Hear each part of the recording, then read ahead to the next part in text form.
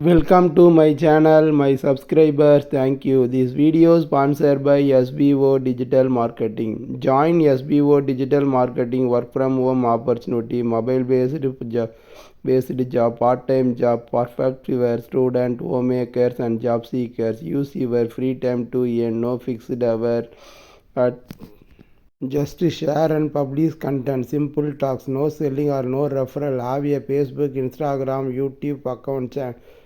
You are already eligible. Earn daily income without instant payout. Start from day one. Send your name and qualification.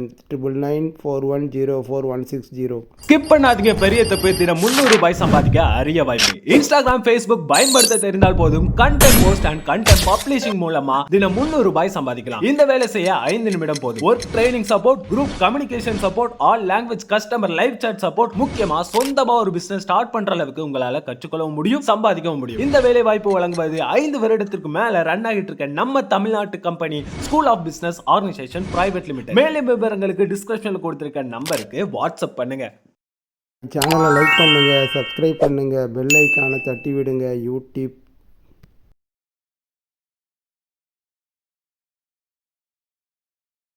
நம்மை சுற்றி ஏராளமான இன்பங்கள் இருந்தாலும் நாம் அவற்றை அனுபவிக்க தவறிவிடுகிறோம். நாம் இனிமை, இன்பம் என்ற 2 விஷயங்களை கவனத்தில் கொண்டு அனுபவிக்க கற்றுக்கொள்ள வேண்டும். உங்களை அவமானப்படுத்த வேண்டும் என்ற நோக்கத்துடன் ஒருவர் உங்களிடம் வருகிறார். உங்கள் மனதை எந்த வார்த்தைகள் காயப்படுத்துமோ அதை தேர்ந்தெடுத்து அந்த சொற்களை உங்கள் மீது பிரயோகிக்கிறார். உங்களை காயப்படுத்த அந்த சொற்களை நீங்கள் அனுமதிக்கின்ற போது உங்கள் மனம் புண்படுகிறது.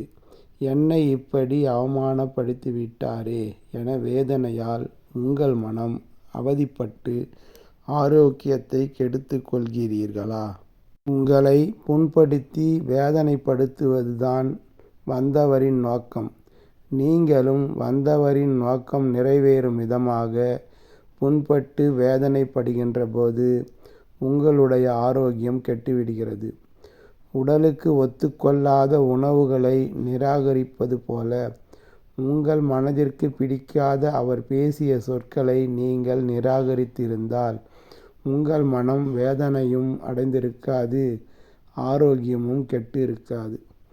எந்த ஒரு சொல்லாக இருந்தாலும் அல்லது சம்பவமாக இருந்தாலும் நாம் அனுமதித்தால்தான் அது நம்மை பாதிக்க முடியும். நாம் அனுமதிக்கவில்லை என்றால் அது நம்மை பாதிக்காது. எந்த ஒரு சொல்லாக இருந்தாலும் அல்லது சம்பவமாக இருந்தாலும் நாம் அனுமதித்தால்தான் அது நம்மை பாதிக்க முடியும். நாம் அனுமதிக்கவில்லை என்றால் அது நம்மை பாதிக்காது.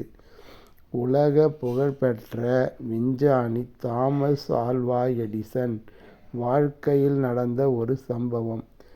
ஆராய்ச்சி கூடத்திற்கான பல லட்சம் டாலர் மதிப்புள்ள ஒரு கட்டிடத்தை சொந்தமாக அவர் கட்டியிருந்தார்.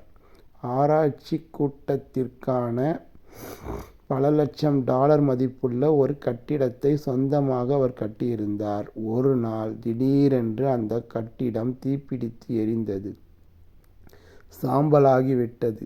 அந்த செய்தி அவரிடம் தெரிவிக்கப்பட்டது. கட்டிடம் முழுவதும் எரிந்து சாம்பலாகிவிட்டதா என்று மட்டும்தான் அவர் கேட்டார். எந்தவிதமான அதிர்ச்சியும் அவர் அடையவில்லை. மனைவியை அழைத்தார், நடந்ததை சொன்னார். அழிந்து போன கட்டிடத்தின் பெரிய சாம்பல் மேட்டை நீ பார்த்ததில்லையா? வல்லவா, வா பார்க்கலாம் என்று மனைவியை அழைத்து கொண்டு அந்த இடத்தை நோக்கி புறப்பட்டார். இவ்வளவு பெரிய இழப்பு ஏற்பட்டிருக்கிறது என்று அவருக்கு நன்றாகவே தெரியும். அதற்காக கவலைப்பட்டு பயனில்லை என்கிற முடிவுக்கு வந்தார். தீயினால் நாசமாகிவிட்ட கட்டிடத்தின் அருகே அவருடைய மகன் கவலையுடன் நின்று கொண்டிருந்தான். அவனிடம் அவர் சொன்னார், இதை பற்றி கவலைப்பட்டு நேரத்தை வீணாக்காதே. இதே இடத்தில் மீண்டும் கட்டிடத்தை கட்ட நின்று போன வேலைகளை எப்படி தொடர்வது என்று யோசி என்றார்.